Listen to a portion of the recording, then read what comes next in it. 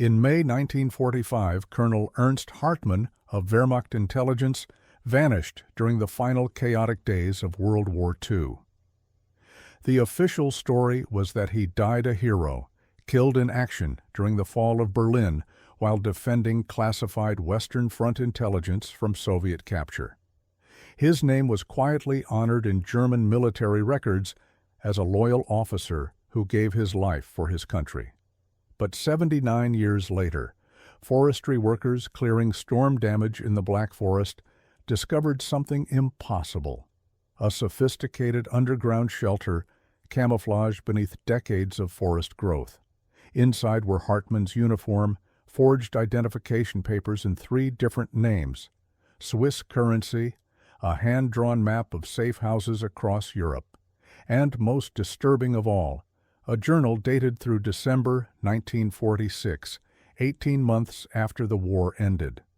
The final entry read simply, "They're getting closer, time to move again," and what lay hidden in that shelter would reveal a truth that powerful men had killed to protect, a truth that would reach across 8 decades to threaten anyone who dared uncover it. Dr. Anna Hartmann's office at the German Federal Military Archives in Freiburg smelled like old paper and preservation chemicals. Floor-to-ceiling filing cabinets lined 3 walls, each containing decades of carefully catalogued military records. At 42, Anna had spent nearly half her life in these rooms, decoding Wehrmacht intelligence documents, tracking down surviving veterans, piecing together the final year of World War II from fragments and shadows. She was reviewing newly digitized documents from April 1945 when her assistant knocked. "Dr. Hartmann, the Federal Criminal Police are on the phone. They say it's urgent." Anna picked up. "This is Dr. Hartmann." "Doctor, this is Captain Fisher, BKA. We need your expertise immediately. Forestry workers discovered what appears to be a wartime shelter in the Black Forest. We need identification and historical assessment." Anna grabbed her jacket. This was exactly her specialty. The drive to the Black Forest took 90 minutes. Anna spent it thinking about what kind of shelter would warrant urgent police attention. Supply cache? Weapons depot? The forest was full of abandoned military installations from the war. She wasn't prepared for what the police had found. The site was cordoned off with yellow tape, 3 patrol cars blocking the Forest Service road. Captain Fisher met her at the perimeter, a tall man in his 50s with the careful demeanor of someone used to dealing with dangerous discoveries. "Doctor, thank you for coming so quickly. The forestry crew found this while clearing storm damage. They thought it was just a collapsed cellar until they saw what was inside." He led her down a steep path into dense pines. 50 meters in, camouflaged so perfectly it had taken nearly 80 years to find, was an entrance concealed beneath fallen logs and thick undergrowth. Someone had cut away enough vegetation to access a heavy wooden hatch. "We've documented everything but haven't disturbed the contents," Fisher said. "That's why we need you." Anna climbed down a wooden ladder into darkness. Fisher followed with a powerful flashlight. The beam swept across a room maybe 3 meters square, reinforced walls, ventilation shafts still visible in the ceiling, professional construction, not improvised. Along one wall hung a Wehrmacht colonel's uniform, perfectly preserved, the insignia catching the light. On a makeshift table were forged identification papers, Swiss currency still in its original envelope, and a detailed hand-drawn map showing routes across Europe with safe houses marked. Anna's hands trembled as she examined the uniform. The insignia was correct for a Wehrmacht intelligence officer. The rank tabs showed colonel. This wasn't a supply cache. Someone had lived here. "Doctor, there's more," Fisher said quietly. He handed her a leather-bound journal. Anna opened it carefully. The first page bore a name written in elegant script: Ernst Hartmann, Colonel, Wehrmacht Intelligence Corps. The room tilted. That was her great-grandfather's name. Her pulse hammered in her ears. The official family story, the one Anna had grown up with, the one her grandmother had believed until her death 3 years ago, was that Ernst Hartmann died heroically in Berlin on May 9, 1945, killed in action while defending intelligence files from Soviet capture during the fall of Berlin. But the journal in her hands was dated through December 1946. She turned pages with shaking fingers. Entries described hiding, moving only at night, evading pursuers he called Reinhardt's hunters. The handwriting was precise, controlled, the entries brief and factual like military reports. Until the final page. December 18, 1946, they're getting closer. Time to move again. If anyone finds this, know that the official story was a lie. Reinhardt was Adler. I had proof. They killed me for it. Anna stared at the words until they blurred. Her great-grandfather hadn't died in May 1945. He'd survived for 18 more months, hiding, running, hunted by someone named Reinhardt, and someone had falsified his death. "Doctor, are you all right?" Anna looked up at Captain Fisher. "This is my great-grandfather." Fisher's expression shifted. "Your family?" "I'm his great-granddaughter. We were told he died in Berlin in 1945. This journal proves that was a lie." She photographed every page with her phone while Fisher documented the scene. Training took over, the professional historian overriding the shocked descendant. She cataloged the forged papers, 3 different identities, all with photographs of Ernst Hartmann. The map showed safe houses in Switzerland, France, even Spain. This was an escape network. Her great-grandfather had been planning to disappear, but he hadn't made it. Back at the Federal Archives that night, Anna used her security clearance to pull Ernst Hartmann's complete military file. She'd never examined it before, never had reason to. The official story had been enough. The file was thick. Combat record, commendations, unit assignments. Ernst Hartmann had been career Wehrmacht intelligence, specializing in counter-espionage operations on the Western Front. His commanders praised his meticulous record-keeping, his ability to identify double agents, his incorruptibility. Then Anna found the classified annex, stamped eyes-only counter-espionage operations. The annex contained documents she shouldn't have been able to access even with her clearance level. But the file system was old, the classifications hadn't been updated since the 1950s, and Anna knew how to navigate the gaps. Inside was a memo dated April 28, 1945, just 11 days before Ernst Hartmann's official death date. Request urgent meeting with American intelligence liaison regarding compromised security at command level.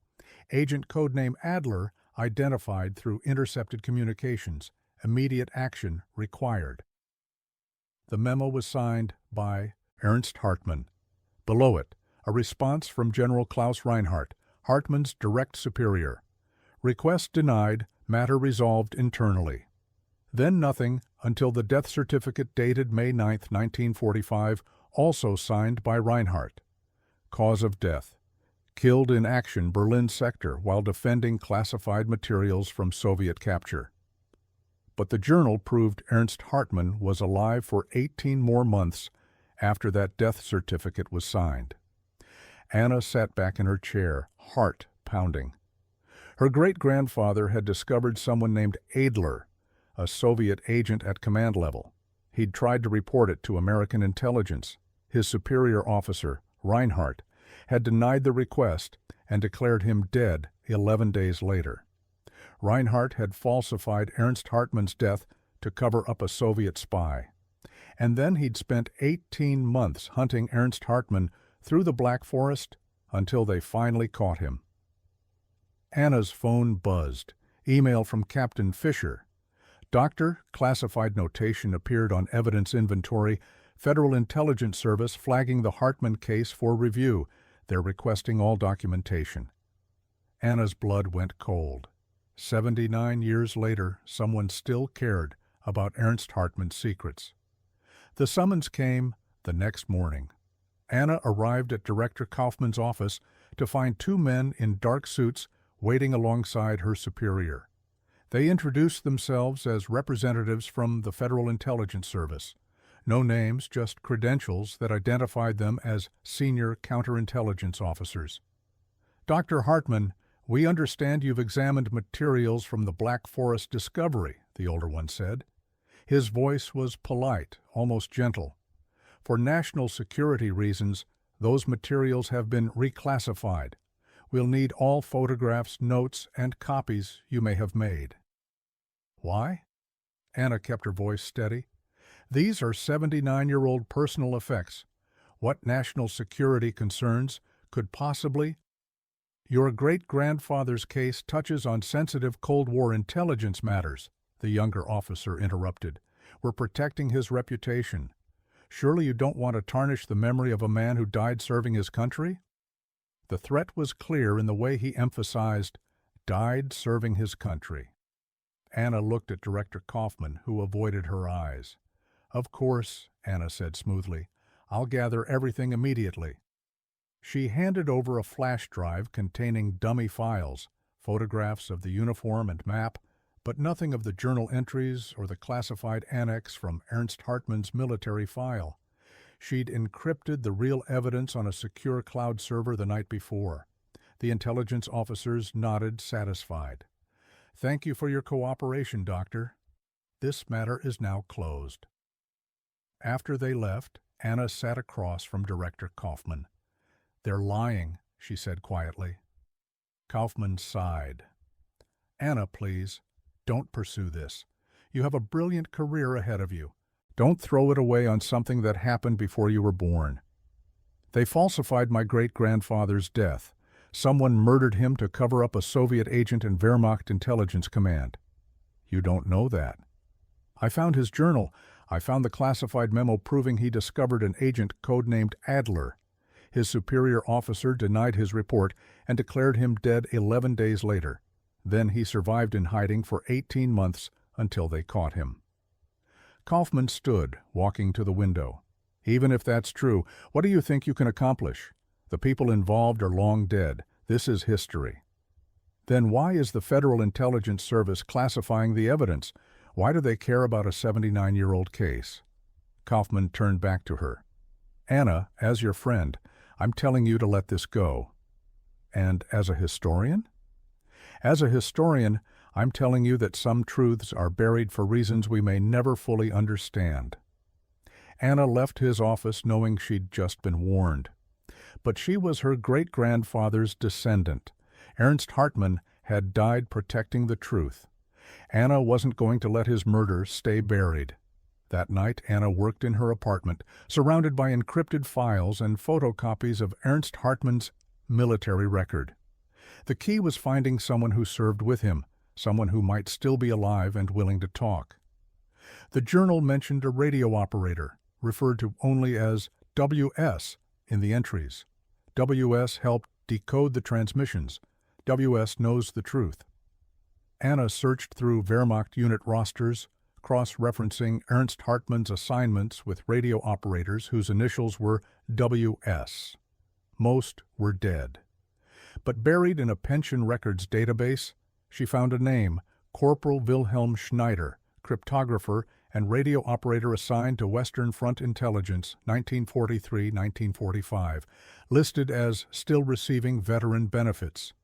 Address: St. Joseph Care Facility, Bavaria. Anna stared at the record. Wilhelm Schneider was 99 years old. If he was the WS from the journal, he'd kept Ernst Hartmann's secret for 79 years. Anna booked emergency leave and started packing. The drive to Bavaria would take 4 hours. She'd leave before dawn, before the intelligence service could track her movements. Her phone rang. Unknown number. Anna answered. Silence, then a click. She checked her apartment windows. Everything looked normal, but paranoia whispered that she was being watched. She was right to be paranoid. On the Autobahn the next morning, Anna spotted the gray sedan 3 cars back. It had been there since Freiburg, matching her speed, keeping careful distance. She changed lanes. The sedan changed lanes. She took an exit for fuel. The sedan passed, then rejoined the Autobahn ahead of her. professional surveillance. Anna's hands tightened on the steering wheel. The Federal Intelligence Service was tracking her, which meant they suspected she hadn't turned over everything, which meant they were worried about what she might discover. She drove on, pretending not to notice. Let them follow. Wilhelm Schneider lived in a care facility, a public place. They couldn't stop her from visiting an elderly veteran. But Anna knew that once she found the truth, public places wouldn't protect her. Her great-grandfather had learned that the hard way. The St. Joseph Care Facility sat on a hillside overlooking a small Bavarian village, one of those places that looked peaceful until you noticed the security cameras and reinforced doors. Anna parked in the visitor lot and checked her rearview mirror. The gray sedan had disappeared 20 kilometers back, but she knew they were still watching. At the reception desk, a young woman looked up from her computer. "Can I help you?" "I'm here to visit Wilhelm Schneider. I'm a military historian researching Wehrmacht intelligence veterans." The receptionist checked her system. "Herr Schneider doesn't receive many visitors. Let me call his room."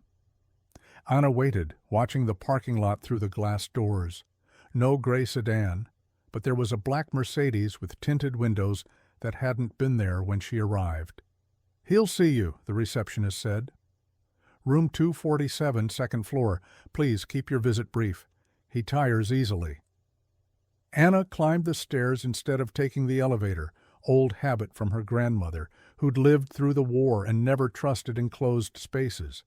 The hallway on the second floor was quiet, thick carpet, absorbing sound. She found room 247 at the end. She knocked softly. "Come in." Wilhelm Schneider sat in a chair by the window, a blanket across his lap despite the warm afternoon. He was 99 years old, thin as paper, but his eyes were sharp and clear when they fixed on Anna. For a long moment he just stared at her. Then his face went white. "Gott im Himmel," he whispered. "You look like him. You have his eyes." Anna's throat tightened. "You knew Ernst Hartmann." "Knew him?" Schneider's voice was rough with emotion. "I served with him for 2 years. He saved my life 3 times. And I—" He stopped, looked away. "I failed to save his." Anna closed the door and sat in the chair across from him. "Herr Schneider, I'm Ernst Hartmann's great-granddaughter. I found his shelter in the Black Forest. I found his journal." Schneider's hands trembled. "Then you know he didn't die in 1945? "I know the official story was a lie, but I don't know why."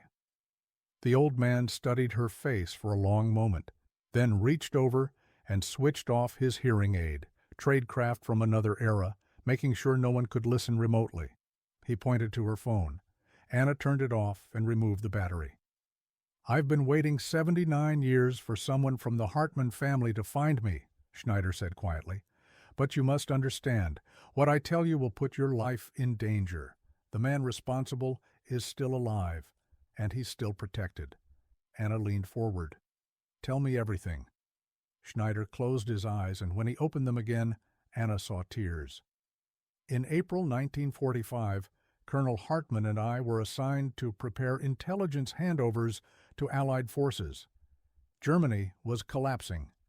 We knew the war was over. Our job was to coordinate with American and British liaison officers, make sure that Western Front intelligence networks could be transferred intact before the Soviets arrived." He paused, gathering strength. "I was Hartmann's radio operator and cryptographer. On April 22nd, I intercepted a series of encrypted transmissions on a Soviet frequency. That shouldn't have been possible. Only a handful of Wehrmacht officers had access to that frequency, and it was supposedly unused. I brought it to Colonel Hartmann immediately." Schneider's voice dropped to barely above a whisper. "We spent 3 days decoding those transmissions, working in secret because we didn't know who we could trust. What we found—" He shook his head. "General Klaus Reinhardt, Colonel Hartmann's direct superior, one of the highest-ranking intelligence officers on the Western Front, was the Soviet agent, codenamed Adler. For 2 years he'd been feeding Moscow intelligence on Western agents, resistance networks, Allied operations, dozens of operations compromised, dozens of people killed. Anna felt cold certainty settle in her chest. What was Reinhardt planning? With Germany collapsing, Reinhardt was preparing to defect to the Soviets with complete intelligence files. Every Western agent in Europe, every resistance contact, every Allied intelligence officer, he was going to hand Stalin the entire apparatus. It would have destroyed Western intelligence for a generation. And Ernst Hartmann discovered this. On May 7th, Colonel Hartmann confronted Reinhardt privately, demanded he surrender to American authorities. Reinhardt's response was to order our immediate execution, disguised as combat casualties. The SS security troops were already moving to arrest us when we escaped. Anna's voice was barely steady. How? Colonel Hartmann had prepared contingencies. He always prepared contingencies. We grabbed the decoded transmissions, the decryption key, and fled. We built that shelter in the Black Forest together, dug it in 3 nights. The colonel was planning to reach American occupation forces, turn over the evidence, expose Reinhardt before he could defect. But he never made it. Schneider's face crumpled. December 1946. 18 months of hiding, moving between safe houses, trying to get word to the Americans. Reinhardt's people found him near the Swiss border. I was in Zurich, setting up our next move. When I came back, he stopped, struggling for composure. They executed him, made it look like he'd died in a confrontation with Soviet agents, closed the case quietly. Anna could barely breathe. Reinhardt murdered him. But here's the worst part, Schneider said, his voice breaking. Reinhardt didn't just survive, he won. In June 1945, he approached American intelligence and presented himself as a Wehrmacht officer who'd been secretly gathering intelligence on Soviet penetration of German intelligence. He used the evidence Hartmann had collected, the very proof of his own treason, and claimed he'd developed it himself. The Americans, desperate for intelligence on Soviet networks, believed him. They protected him throughout the Cold War, made him a hero. Anna felt sick. He's still alive? Klaus Reinhardt lives under the protected identity Klaus Werner. He's 102 years old, living in a secure compound near Munich. Celebrated as a Cold War intelligence hero, he gives interviews about fighting Soviet infiltration. He has honors from NATO for his invaluable contribution to Western security. And he has powerful allies in German and American intelligence who believe they're protecting a valuable historical asset. Schneider gripped Anna's hand with surprising strength. The man who murdered your great-grandfather has spent 79 years being celebrated as a hero, and if you try to expose him, those same intelligence services will protect him. They'll destroy you just like they destroyed Ernst Hartmann. Anna's mind raced. The Federal Intelligence Service came to me yesterday, classified the evidence, threatened me if I pursued it. They're protecting Reinhardt. They don't know the truth. They think they're safeguarding a Cold War legend, but Reinhardt knows. And he has a network that survived 8 decades. People he's blackmailed, corrupted, planted in key positions. That's how he stayed untouchable. You have testimony. You were there. You can prove. I'm 99 years old, Schneider interrupted gently. Reinhardt's lawyers would destroy me on the stand. They'd say I'm senile, confused, traumatized by the war. Testimony alone isn't enough. Then what would be enough? Schneider pulled out a folded paper from his pocket, hands shaking as he unfolded it. It was a hand-drawn map, faded but precise. The original documents, he said. The encrypted Soviet transmissions and the complete decryption key, all in Ernst Hartmann's handwriting. He buried them in a metal ammunition box the night before his final attempt to reach American authorities. If you find those documents, you can prove that Reinhardt was Adler. Prove he ordered your great-grandfather's execution. Prove he's been lying for 79 years. Anna studied the map. It showed a location in the Black Forest, 20 kilometers from where the shelter had been found. A clearing near a destroyed church foundation. the box buried beneath a distinctive split oak tree. Why didn't you retrieve them? I tried. In 1947, Reinhardt's people were watching the area. They nearly caught me. I realized that trying to expose the truth would just get me killed. So I waited. I thought maybe the truth would come out eventually, that someone would investigate, that Reinhardt would make a mistake. Schneider's eyes filled with tears. But 79 years passed, and that monster lived in luxury while your great-grandfather rotted in an unmarked grave. Anna carefully photographed the map. Where is Ernst Hartmann buried? I don't know. Reinhardt's people disposed of the body. I've searched records, contacted veterans, followed every lead. Nothing. Your great-grandfather has no grave, no memorial, just the official lie in military records. Anna stood, folding the map carefully. Herr Schneider, I'm going to find those documents, and I'm going to expose Klaus Reinhardt for what he is. They'll kill you. Then I'll die finishing what my great-grandfather started. Schneider struggled to his feet, gripping Anna's shoulders. Ernst Hartmann's last words to me were, "Make sure someone knows the truth. I've failed him for 79 years. Please, please don't let his death be for nothing." "I won't," Anna promised. As she turned to leave, Schneider called out, "Dr. Hartmann, one more thing. 3 intelligence officers helped Reinhardt maintain the cover-up after the war. 2 are dead, but the third—" He pulled out another paper with 3 names written in shaking script. "Keep this. You'll need to know who is complicit."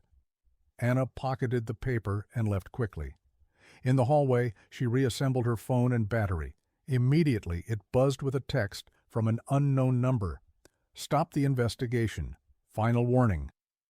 Her hands didn't shake as she deleted it. She'd just learned that her great-grandfather was murdered for trying to expose a traitor, and that traitor was still alive, still protected, still dangerous. Anna wasn't going to stop. She was going to find the proof Ernst Hartmann died protecting, and she was going to make Klaus Reinhardt answer for 8 decades of lies. The drive back toward Freiburg took her through dark country roads. Anna checked her mirrors constantly. No gray sedan, no black Mercedes. But that didn't mean she wasn't being watched. She was 10 kilometers from the Autobahn when headlights appeared behind her, approaching fast, too fast. Anna's pulse quickened. She accelerated. The headlights kept pace. The road curved through dense forest, no houses, no witnesses. Anna pushed the accelerator harder. Her modest Volkswagen wasn't built for high-speed chases, but the car behind her was gaining anyway. It was the gray sedan. Anna's training as a historian had never included evasive driving, but fear and instinct took over. She took a sharp curve at dangerous speed, tires squealing. The sedan stayed close, then it rammed her from behind. The impact jolted Anna forward against her seatbelt. Her car swerved, barely staying on the road. She fought the wheel, straightened out. The sedan pulled alongside, trying to force her toward the guardrail and a steep drop into a ravine. Anna slammed her brakes. The sedan shot past, brake lights flaring. Anna made a hard right onto a narrow farm road, killed her headlights, and accelerated blindly into darkness. She could hear her own breathing, harsh and panicked. Behind her, the sedan's headlights turned, hunting.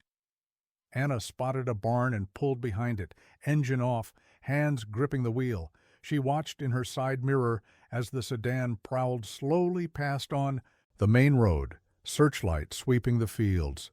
She sat in complete darkness for 20 minutes, heart hammering, before the sedan finally disappeared. Schneider had been right. The conspiracy was active. They'd just tried to kill her, which meant everything the old man said was true. Klaus Reinhardt, the celebrated Cold War hero living in luxury near Munich, was the traitor who'd murdered Ernst Hartmann, and his network was still protecting him, still eliminating threats. Anna waited another 30 minutes before starting her car and driving slowly back to the main road, no headlights, navigating by moonlight. When she finally reached the Autobahn, she merged into heavy traffic and disappeared among hundreds of other vehicles. Her phone rang. Unknown number.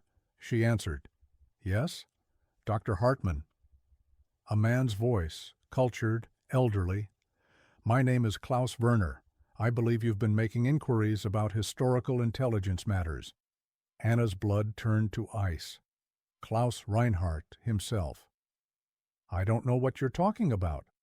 Please don't insult either of our intelligence. You visited Wilhelm Schneider this afternoon. You found my old friend Ernst Hartmann's shelter. You have questions about events from 1945. I'm prepared to answer those questions, but privately, just the two of us. Why would I meet with you? Because you want the truth about your great-grandfather's death, and because if you continue this investigation through official channels, you'll find only closed doors and classified files. I'm offering you a different option. Meet with me, hear my side, then decide what to do with the information. You tried to kill me an hour ago. If I wanted you dead, Dr. Hartmann, we wouldn't be having this conversation. That was my associates being overzealous. I've instructed them to stand down. You have my word you'll be safe. The word of a traitor and murderer. A long pause. Then, surprisingly, a soft laugh. Ah, Schneider told you everything. Good. That saves time. Yes, I was Adler. Yes, I ordered your great-grandfather's execution. And yes, I've spent 79 years maintaining the fiction that I was a hero instead of what I actually was. But the world is not as simple as Schneider's version suggests.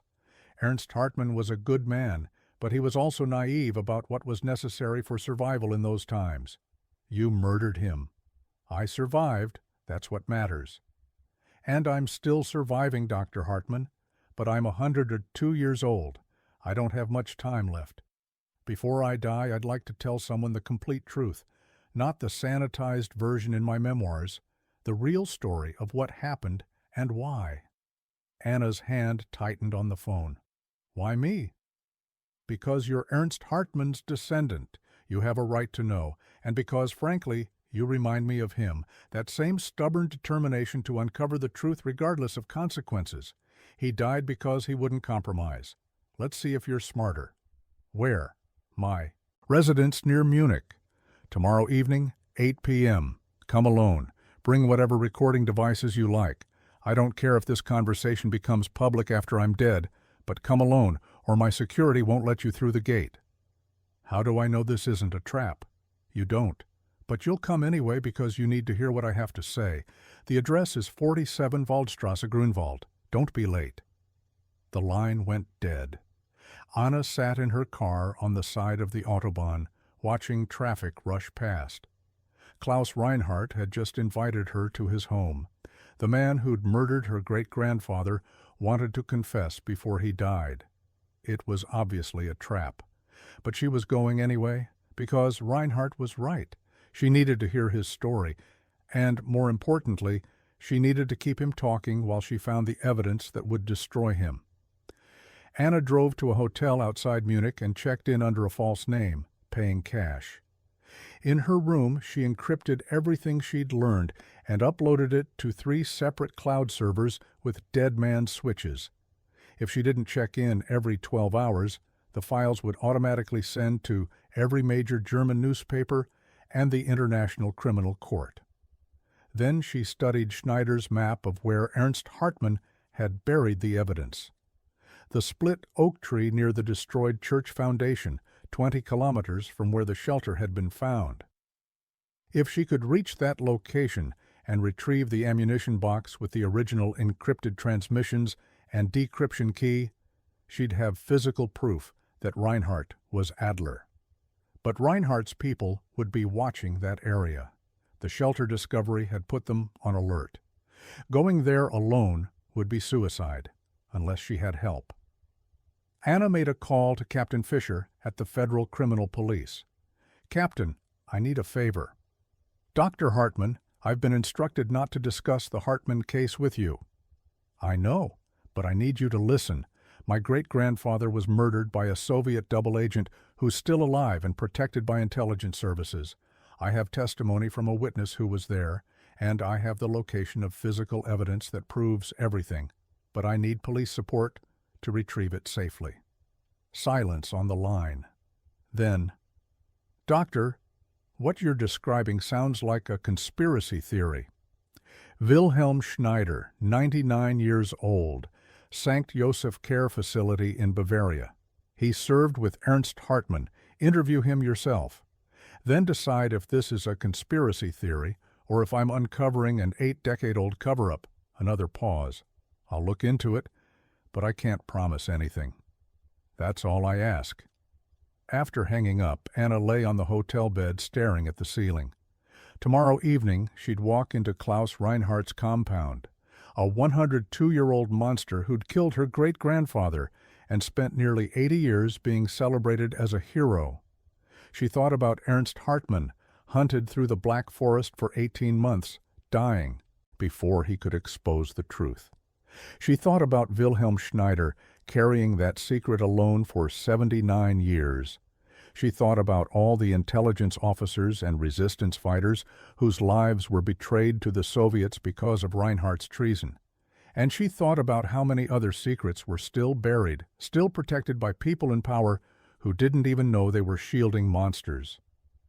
Anna's phone buzzed with an email from an anonymous sender. Subject line: "For your protection." She opened it carefully. Inside was a single photograph from 1945. Ernst Hartmann and Wilhelm Schneider standing beside a radio truck, both young, both smiling, despite the war raging around them.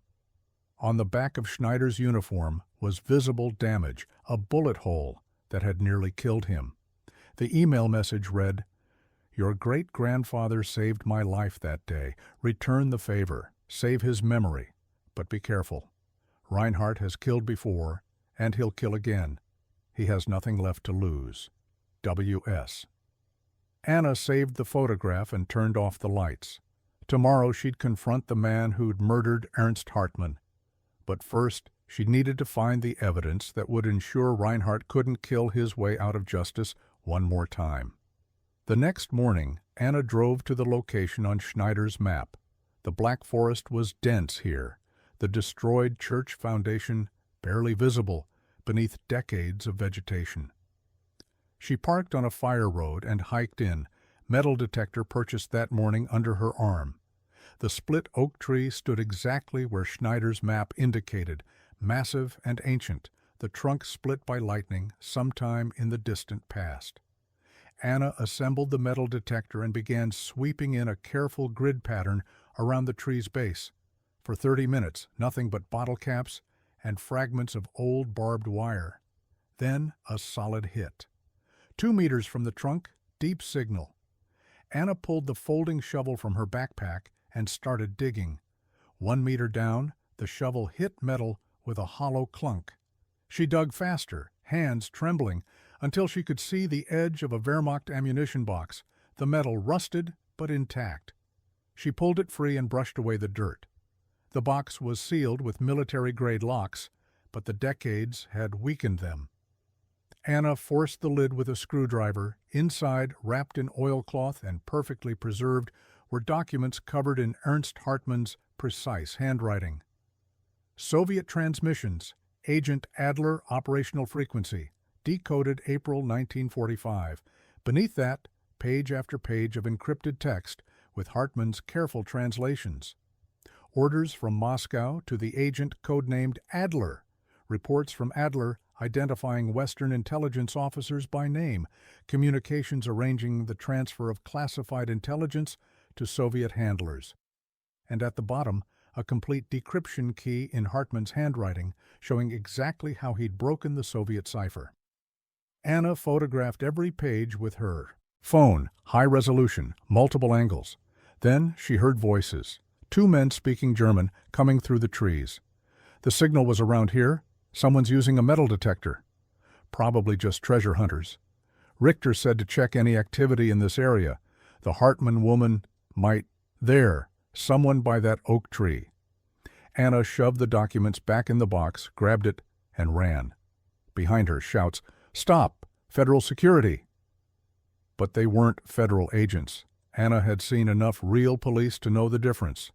These were Reinhardt's people, the same network that had hunted Ernst Hartmann for 18 months. She crashed through underbrush, branches tearing at her clothes. The ammunition box was heavy, awkward to carry while running. Behind her, the voices were getting closer. "Cut her off at the fire road." Anna changed direction, heading deeper into the forest instead of toward her car.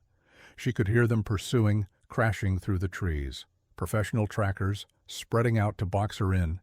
She spotted a ravine ahead, steep and overgrown. No choice. Anna slid down the embankment, barely keeping her footing. The ammunition box clutched to her chest. At the bottom, a stream. She splashed across and climbed the far side, lungs burning. The voices fell behind, temporarily confused by her change of direction. Anna kept running until she reached a logging road on the far side of the forest. A truck was parked there, forestry service vehicle. She banged on the cab. A startled worker opened the door. "What?" "I need a ride immediately. It's an emergency."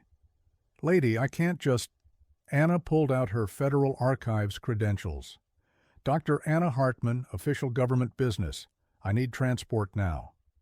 The worker, probably used to archaeologists and historians commandeering assistants, nodded reluctantly. "Where to?" "The nearest police station." As the truck pulled away, Anna looked back through the rear window. Two men emerged from the forest onto the logging road, watching the truck disappear. One of them raised a phone to his ear. Anna clutched the ammunition box tighter. She had the evidence. Ernst Hartmann's proof that Klaus Reinhardt was Adler, that he'd betrayed Western intelligence to the Soviets, that he'd ordered Hartmann's execution. Now she just had to survive long enough to use it. The police station in Freiburg was Anna's only option. She'd called Captain Fisher from the forestry workers' truck, and he'd agreed to meet her there with a full security detail. But first, Anna needed insurance. She stopped at a copy shop and spent an hour scanning every document from the ammunition box. The encrypted Soviet transmissions, Hartmann's decryption key, his handwritten translations, all of it uploaded to encrypted servers with instructions to release everything to the press if anything happened to her. Then she drove to the police station. Captain Fisher was waiting in an interview room with two other officers. His expression was grim.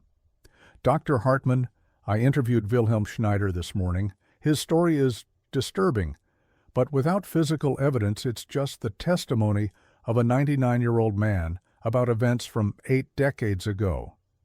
Anna set the ammunition box on the table. "Then let's talk about physical evidence."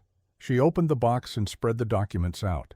Fisher leaned forward, reading Ernst Hartmann's meticulous translations of Soviet intelligence transmissions. "This is Agent Adler reporting on Western Front operations," Anna said, pointing to specific pages. "These documents prove that General Klaus Reinhardt was feeding intelligence to Moscow throughout 1943 and 1944. Here," she pulled out another sheet, "is correspondence arranging the transfer of Allied intelligence networks to Soviet handlers in May 1945. And this is my great-grandfather's decryption key showing exactly how he broke their cipher." Fisher read in silence for several minutes. Then he looked up, his face pale. "If this is authentic, this proves that Klaus Werner, the celebrated Cold War intelligence hero, was actually a Soviet double agent. It's authentic. Ernst Hartmann buried this evidence before his final attempt to reach American authorities in December 1946. Reinhardt's people caught him before he could deliver it. They executed him and buried the truth for 79 years. One of the other officers spoke up. "But Klaus Werner is protected by the Federal Intelligence Service. He has allies in German and American intelligence. If we move against him without airtight evidence—" "This is airtight," Anna interrupted. "Original documents in Ernst Hartmann's handwriting, verified Soviet cipher techniques from 1945, intelligence that can be cross-referenced with historical records of compromised operations. It's enough." Fisher made a decision. "I'm calling the federal prosecutor's office. This is beyond local jurisdiction." "No," Anna said sharply. "Reinhardt has people everywhere. The moment you make official calls, someone will warn him, and these documents will disappear. I have a better idea." Fisher waited. Tonight at 8 p.m., I'm meeting Klaus Reinhardt at his compound. He invited me himself, said he wants to tell me the truth before he dies. I'm going to record that meeting. If he confesses on tape, combined with these documents, you'll have everything you need for an arrest warrant. That's insane, Fisher said. You're walking into a trap. Maybe, but Reinhardt is 102 years old and dying. He wants to confess. I saw it in his voice. He's been living a lie for 8 decades, and it's eating him alive. Give me a wire. Have tactical teams standing by outside the compound. The moment I have his confession, you move in. Fisher shook his head. I can't authorize a civilian to conduct an undercover operation against a protected intelligence asset. Then I'll go without authorization. But if something happens to me, these documents go public automatically, along with everything Wilhelm Schneider told me. The Federal Intelligence Service will have to explain why they've been protecting a Soviet traitor for 8 decades while covering up the murder of a loyal Wehrmacht officer. The room fell silent. Finally, Fisher exhaled slowly. If we do this, we do it properly. Full technical support, armed tactical teams, real-time monitoring, and at the first sign of danger, we pull you out. Agreed. 3 hours later, Anna sat in a technical operations van while a specialist fitted her with a microtransmitter disguised as a necklace pendant. Audio only, the technician explained. High-sensitivity microphone, encrypted transmission. We'll hear everything you hear. If you say the word Berlin, we breach immediately. Understood? Anna nodded. Captain Fisher reviewed the tactical plan one more time. 4 teams positioned around Reinhardt's compound. Unmarked vehicles, plainclothes officers. We don't want to spook his security. You go in alone at 8 p.m., get him talking, get the confession. Then we move. What if he doesn't confess? Then we have no legal basis for arrest, and you've just had an interesting conversation with an old man. Fisher met her eyes.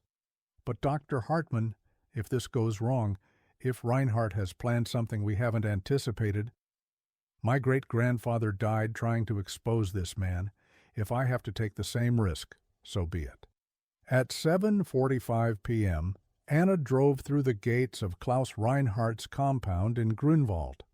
The estate was massive, 10 acres of manicured grounds, security cameras visible on every corner, a central mansion that looked more like a fortress than a home. Private security met her at the door, professional, armed, no nonsense. They scanned her for weapons, checked her credentials, then escorted her inside. The interior was elegant, antique furniture, oil paintings, shelves lined with books about military history and intelligence operations, several of them written by Klaus Werner himself. They led her to a study on the 2nd floor. Klaus Reinhardt sat in a leather chair by the fireplace, oxygen tube in his nose, a blanket across his lap. At 1:02 he was frighteningly thin, but his eyes were sharp and alert when they fixed on Anna. "Dr. Hartmann," he said, his voice surprisingly strong. "Thank you for coming. Please, sit." Anna sat across from him, acutely aware of the transmitter against her skin. "You found Ernst's evidence," Reinhardt said. It wasn't a question. "My people reported that you retrieved documents from the Black Forest this morning, the ammunition box he buried in December 1946. "Yes." "And you've come here to record my confession, so you can finally expose the truth about Adler and what happened to your great-grandfather." Anna's pulse quickened. "You're admitting it?" Reinhardt smiled, a thin, sad expression. "I'm 102 years old, Dr. Hartmann. I've had 2 strokes, liver failure, and approximately 6 weeks to live according to my doctors. I spent 79 years maintaining a lie. Before I die, I'd like someone to know what actually happened, the complete truth, not the sanitized version." "Then tell me." Reinhardt settled back in his chair, eyes distant, remembering. "In 1943, I was recruited by Soviet intelligence. Not because I believed in communism, I didn't, but because I was a realist. By mid-1943, anyone with sense knew Germany would lose the war. The only question was whether we'd be occupied by the Americans or the Soviets. I chose to ensure my survival under either outcome. You betrayed your country. I ensured my survival, Reinhardt corrected. For 2 years, I fed Moscow intelligence on Western operations, resistance networks, Allied agents, operational plans. In exchange, I was guaranteed protection and a new identity after the war. How many people died because of your treason? Reinhardt's expression didn't change. 47 confirmed, probably more. But that's war, Dr. Hartmann. People die. I made sure I wasn't one of them. Anna fought to keep her voice steady. What about Ernst Hartmann? Ah, yes. Ernst. Reinhardt's voice softened slightly. He was brilliant. Too brilliant. In April 1945, he intercepted Soviet transmissions on a frequency he shouldn't have known about. He and that radio operator, Schneider, managed to decode them. They discovered I was Adler. He tried to report you to American intelligence? He tried. I denied his request and prepared to eliminate the problem, but Ernst was clever. He'd made copies of the decoded transmissions, hidden the evidence. When my security troops came for him and Schneider, they escaped. Reinhardt shifted in his chair, the oxygen tube hissing softly. For 18 months, Ernst Hartmann was the most dangerous man in Europe. He had proof that I was a Soviet agent. If he'd reached the Americans or British, everything would have collapsed. So I hunted him, used every resource, every contact, every tracker I had. He was good at hiding. Built that shelter in the Black Forest, moved between safe houses, stayed one step ahead. Until December 1946. Until December 1946, Reinhardt confirmed. My people cornered him near the Swiss border. He was trying to reach American occupation authorities. We killed him and disposed of the body. No grave, no memorial, just another casualty of the war. Anna's hands were shaking. You murdered a loyal officer who was trying to expose a traitor. I eliminated a threat to my survival. Reinhardt met her eyes. And it worked, Dr. Hartmann. I approached American intelligence in June 1945, presented myself as a Wehrmacht officer who'd been secretly fighting Soviet infiltration. I used Ernst's decoded transmissions, the very evidence of my own treason, and claimed I'd developed them myself. The Americans believed me. They needed intelligence on Soviet networks, and I had it. So they protected me throughout the Cold War, made me valuable, made me untouchable. You've been living as a hero while my great-grandfather's name was buried in lies. Yes, and I have no regrets. Reinhardt's voice hardened. Ernst Hartmann was naive. He thought truth and honor mattered more than survival. He died because of that naivety. I lived because I understood what was necessary. Anna forced herself to ask the next question. Why are you confessing now? Because I'm dying, and because I want someone to know the complete truth, not the lie in my memoirs, not the sanitized version that made me a Cold War hero. I want someone to know that I beat the system, that I turned my own treason into a triumph, that I killed the man who tried to expose me and got away with it for 79 years. Reinhardt leaned forward slightly, his eyes glittering. And I want you to know, Dr. Hartmann, that even with Ernst's documents, even with Schneider's testimony, you can't touch me. I have protection at the highest levels of German and American intelligence. Men who will bury this story to protect the institutions that sheltered me. The Federal Intelligence Service, the CIA, NATO, they all have vested interest in maintaining the fiction that Klaus Werner was a hero, not a traitor. You think you're untouchable. I know I am. You have documents proving I was Adler. You have my confession on whatever recording device you're undoubtedly wearing. But the moment you try to go public, powerful men will shut you down. They'll classify everything, threaten you with espionage charges, destroy your career. Because admitting they protected a Soviet double agent for 8 decades would be catastrophic for Western intelligence. Anna stood. You're wrong. Am I? My great-grandfather died believing the truth mattered. Wilhelm Schneider spent 79 years waiting for justice. I'm not going to let you die thinking you won. She looked directly at the security camera in the corner of the study. "Captain Fisher, I have the confession. Move in now." Reinhardt's expression shifted to confusion, then to cold fury as he heard sirens approaching outside. "You recorded this?" "Every word. And I uploaded everything to news organizations 30 minutes before I arrived. The encrypted transmissions, Hartmann's decryption key, Schneider's testimony, and your confession. It's already public." The study door burst open. Federal Criminal Police tactical teams flooded in, weapons raised. "Klaus Reinhardt, also known as Klaus Werner," Captain Fisher announced. "You're under arrest for treason, espionage, and the murder of Colonel Ernst Hartmann." Reinhardt tried to stand, but his legs wouldn't support him. He collapsed back into his chair, suddenly looking every day of his 102 years. "You can't arrest me. I have diplomatic protection. Intelligence Service guarantees, not anymore." Fisher held up his phone, showing breaking news headlines. "Dr. Hartmann's evidence went public 10 minutes ago. Your protection just evaporated." Two officers moved to handcuff Reinhardt, but he waved them off, weakly. "Wait. Please." He looked at Anna, and for the first time, she saw genuine emotion in his eyes. Fear. "I did what was necessary to survive. That's all." "Ernst would have done the same if he'd been in my position." "No," Anna said quietly. "He wouldn't have. That's why he's the hero and you're the monster." They took Reinhardt away in an ambulance under armed guard. He suffered a massive stroke during transport and was declared unconscious on arrival at the secure medical facility. Captain Fisher found Anna standing in Reinhardt's study, staring at the shelves of books the traitor had written about his fictional career as an intelligence hero. "Dr. Hartmann, we need your statement." "In a moment."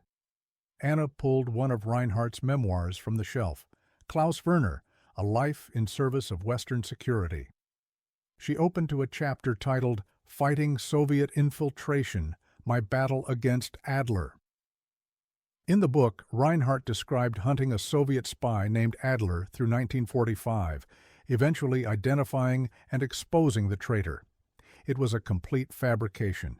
He'd written himself as the hero of a story where he was actually the villain. "They're going to want to suppress this," Fisher said quietly. "The Federal Intelligence Service, the Americans. They'll try to classify everything, claim national security implications. They're too late. The evidence is already public. News organizations in Germany, France, Britain, the United States, they all have the complete file." Reinhardt was right about one thing. Powerful institutions don't want to admit they protected a Soviet traitor for 8 decades. But they don't have a choice anymore. Her phone buzzed with notifications, news alerts, interview requests, calls from prosecutors and journalists. The story was out, and it was too big to bury. Klaus Reinhardt died 3 days later in a prison hospital, his 102-year-old body finally surrendering under the weight of 8 decades of lies. He never regained consciousness after the stroke, never stood trial, never faced public judgment for his crimes. But his name was destroyed.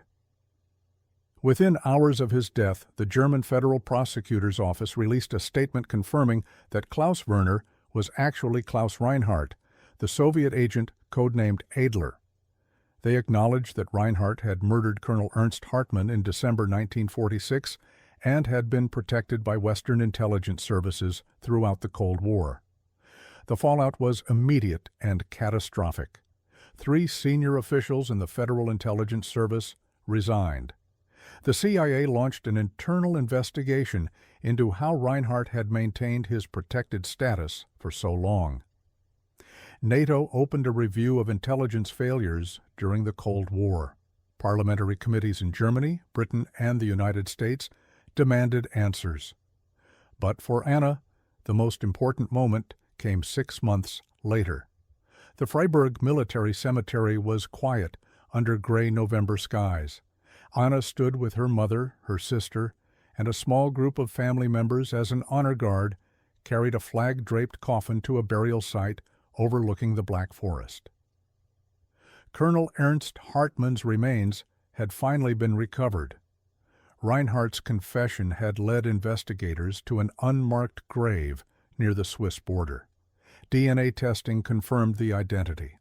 After 79 years, Ernst Hartmann was coming home. The German defense minister stepped forward, his voice carrying across the cemetery. Colonel Ernst Hartmann served with honor and distinction during one of the darkest periods in human history.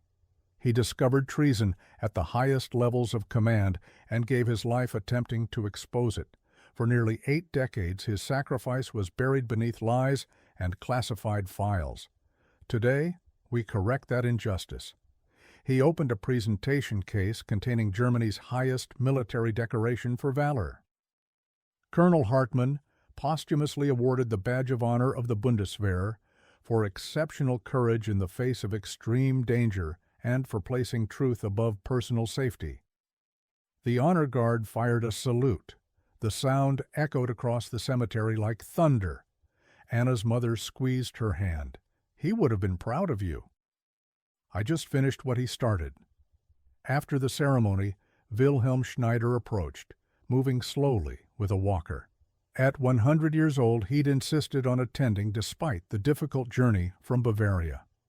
"Thank you," the old man said simply. "Ernst can finally rest, and so can I." Schneider died peacefully in his sleep 2 weeks later. His obituary, published in major German newspapers, identified him as a war hero who'd spent 79 years protecting evidence that would ultimately expose one of the greatest intelligence betrayals of the 20th century.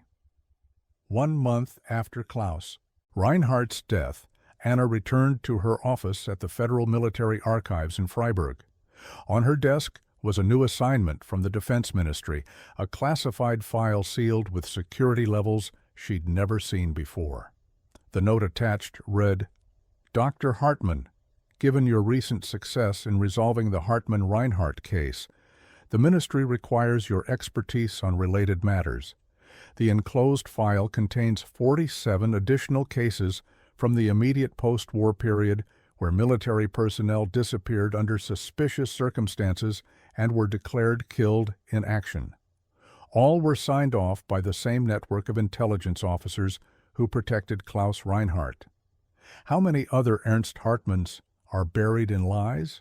You are authorized to investigate with full access to classified archives and intelligence service cooperation. The truth, however painful, must be revealed." Anna opened the file. The first case involved a Wehrmacht signals officer who disappeared in June 1945, officially reported killed in Berlin. But attached to his file was a memo from Klaus Reinhardt declaring the death verified, despite no body ever being recovered. Anna picked up her phone and called Captain Fischer. "Captain, I need to discuss another historical investigation. I believe there are more victims, possibly dozens." "I'll get the team ready." Anna spread the files across her desk. 47 names, 47 families who'd believed their loved ones died in combat. 47 potential murders buried beneath classified files and institutional protection. She thought about Ernst Hartmann, about how close his story had come to staying buried forever, about how many other truths were still hidden, waiting for someone brave enough to dig them up. Her great-grandfather had died protecting evidence of treason. Wilhelm Schneider had spent 79 years waiting for justice. Klaus Reinhardt had lived as a celebrated hero while his victims rotted in unmarked graves. But not anymore. Anna Hartmann pulled up the first file and began reading. This time she knew what to look for. This time she wouldn't stop until every buried truth was dragged into the light. Her phone buzzed with a text from an unknown number. "Some secrets are better left buried. Stop while you still can." Anna smiled grimly and deleted the message. She was her great-grandfather's descendant, and she was just getting started.